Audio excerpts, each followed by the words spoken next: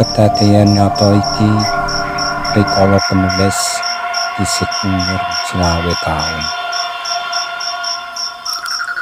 Nganti tumeka saiki wis nyandak 58 taun. Mula crita iki ndak unggah ana kene supaya bisa dimangerteni dening para sutresna kabeh. Rikala semono aku duwe kanca tunggal pekarangan jenenge Andreas. Sejatine Andreas ora percaya karo donyaning lelembut luwih-luwih marang Sundrahala. Ing antarane kanca-kanca sapantaranku, Andreas kepetung kang paling kendel. Omahe cedhak karo daleme Mbah Wangsa Girin. Ora adoh karo kuburan Manding. Pernah sakulone SMA Negeri 3 Sragen. Ngendikane Ibu Lurah Sragen Kulon, daleme Mbah Wangsa Girin ngono kanggo kos-kosan bocah sekolah sing wis nate diweruhi Sunden Bolong. Wujude wanita ayu kinyis-kinyis kang rambute diuri rembiak-rembiak tekan geger. Dene gegere sing katutupan rambut dawa mau bolong lompong. Saugel dheweke mangan apa wae sing dimprok mesti metu dewi.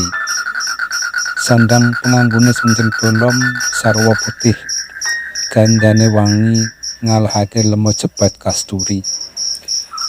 Metune ing wayah bengi, kira-kira jam 12 munggah. Waktu iku Sunden Bolong sok ngaton saben malem jemuwah kliwon. Apa maneh nepasi budane riwis-riwis kanthi bareng swara jangkrik nerik pecah kasemen. Para ibu padha meloni anak-anak sing wis turu mlipus.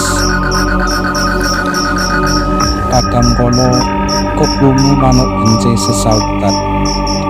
Iku kabeh aweh pratandha yen wong ini sepi mamring.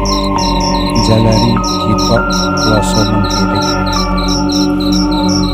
Senadyan grimis, Andreas nekat bali saka omahe Pak Dene. Mancal sepeda kendale karo nggawa kurungan manuk. Anggone numpak pit ora pati banter. Mergo grimise mengkletik. Ketambahan maneh dalane wis aspalan dadi kepenak digenjot. Guru nganti tekan dalan tikungan, dheweke sumurup weruh warung dik nang trotoar. Waktu iku kang jajan wong papat. Dadine Andreas, wah, kebeneran wetengku lagi koncoman. Bareng Andreas wis makanake sepeda kendale kan hubungan manuk. Dheweke nunduk pinggir dawa karo ngadeg panganan. Mas, wedang jaine 11 kanggo combo adem. Abane Andreas. Karo ngenteni wedang jaine dicom, dheweke wis nyomat nyamuk mangan goreng tahu lan bubuk goreng. Sajake Andreas pancen wis puluhan temenan. Sebab entek jajan siji dadi ngranggeh liyane. Bareng wis rampung nembe wedang jahe 12, nemplok kondoro ya telu, gebuk goreng luru, lan sego kucing rong bungkus. Andreas krasa waret. Glegeken karo ngelus-ngelus wetenge. Gumataan irunge mambu gondel ngewangi kang nyegrak. Dheweke mulih mengingo Andreas sumrut wanita ayu lagi mendirikan.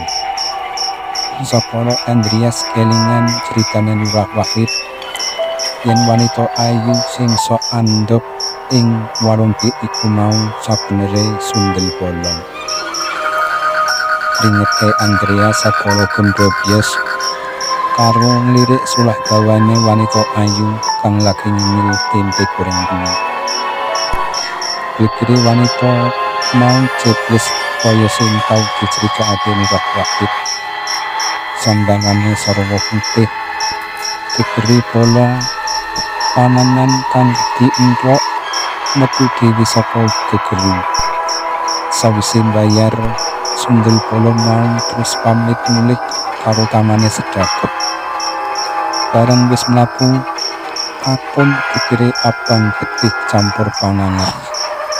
Sanalika Andreas tinggal wae mbayar wedang, panganan lan sego bungkusan.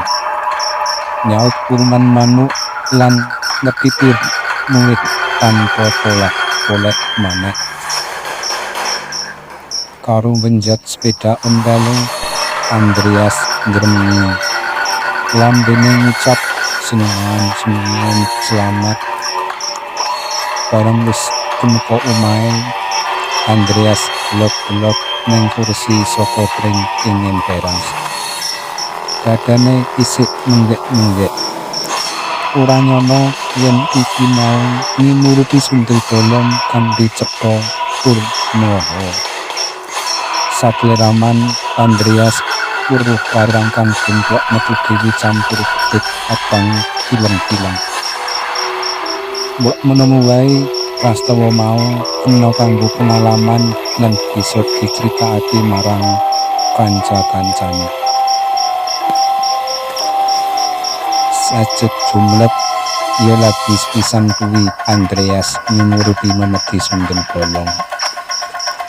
Katon leyeran putih seger kang metu saka gegere mau jebul panganan maneka warna kang dimplok saka kasih. Kemuning Andreas ngarmati.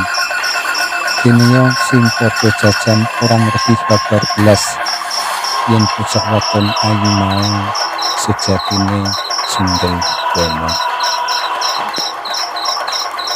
Wiwit dina kuwi Andreas rada anane lelembut iku pancen nyata lan ana. Mula saudur dheweke ngrumakake cerita maketukan alawan lelembut ora gade-gade disepelekake.